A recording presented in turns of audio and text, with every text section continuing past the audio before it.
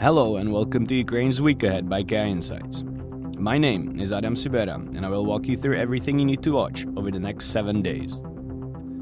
The next round of peace negotiations may take place in early March in Abu Dhabi.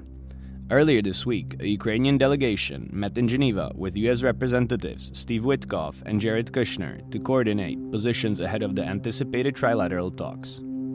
President Zelensky has reiterated Ukraine's readiness to end the war, while accusing Russia of lacking a genuine willingness to pursue peace. Previous trilateral negotiations in Geneva failed to produce progress on territorial issues or move the sides closer to a ceasefire. A new prisoner of war exchange between Ukraine and Russia is expected to take place in the near future. According to Kirill Budanov, head of the Office of the President, negotiations are ongoing, and this time, Kyiv hopes to secure the return of a larger number of POWs than during the previous exchange. The most recent swap was held on February 5th, when 157 civilians and military personnel were returned to Ukraine. The informal meeting of the General Affairs Council will take place on the 2nd and 3rd of March, with discussions focused on the EU's 2028 to 2034 multi-annual financial framework, countering foreign information manipulation and interference, and enlargement policy.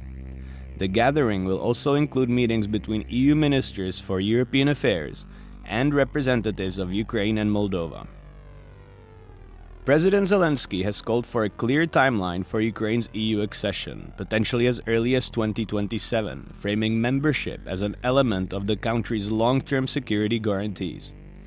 European Commissioner for Enlargement Marta Kos, however, has rejected the idea of accelerated accession without conditions, stressing that full membership comes only after full reforms.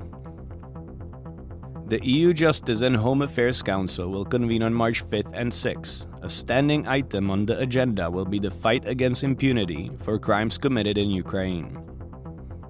Slovak Prime Minister Robert Fico and Hungarian Prime Minister Viktor Orbán are preparing to establish a joint investigative commission to assess the condition of the Druzhba pipeline. Orbán has urged Ukrainian President Zelensky to grant the Commission access to Ukrainian territory and provide the necessary conditions for its work. This week, Hungary vetoed the EU's 20th sanctions package against Russia, citing energy security risks linked to the phase-out of Russian oil supplies. Restoring full operation of the Druzhba pipeline has emerged as a key Hungarian condition for lifting objections to a proposed €90 billion EU loan package for Ukraine. Next week marks the expiration of US President Donald Trump's 10 to 15-day deadline for Iran to reach a new agreement on its nuclear program. Talks between US and Iranian delegations in Geneva on February 26th ended without a breakthrough, leaving Washington weighing the possibility of a military action against Iran. The aircraft carrier USS Gerald R. Ford has arrived in Crete. Any renewed US military escalation in the Middle East would likely reverberate across the broader geopolitical landscape, including negotiations related to Ukraine.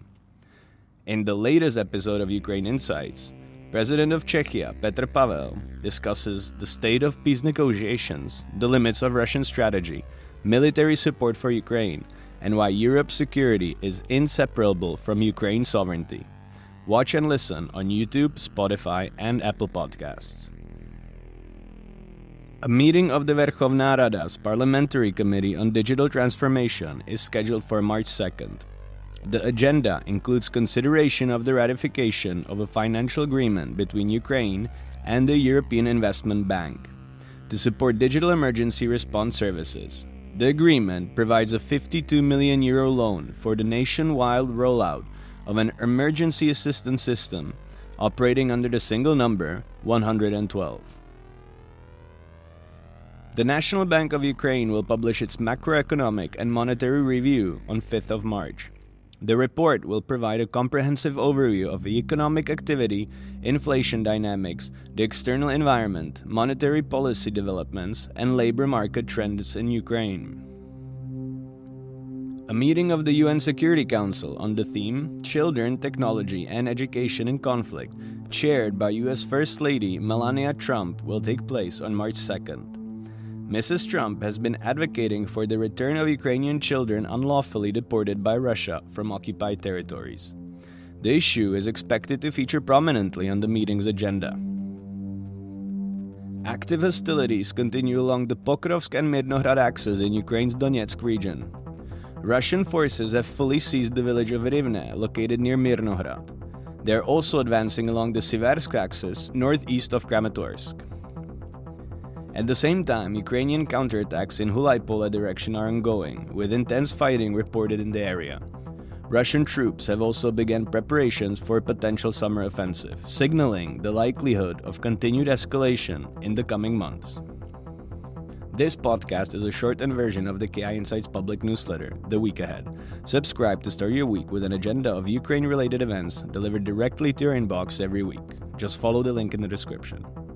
If you're interested in Ukraine-related conferences and events, we're also leaving links to the upcoming ones in the description. Thank you for listening to the Ukraine Insights podcast. To be notified of future episodes, please subscribe and hit the notifications button. For more analysis, insights, and research, check KI Insights accounts on X, Blue Sky, and LinkedIn. To subscribe to our analytical products, please visit our website at insights.kyivindependent.com. Have a nice week.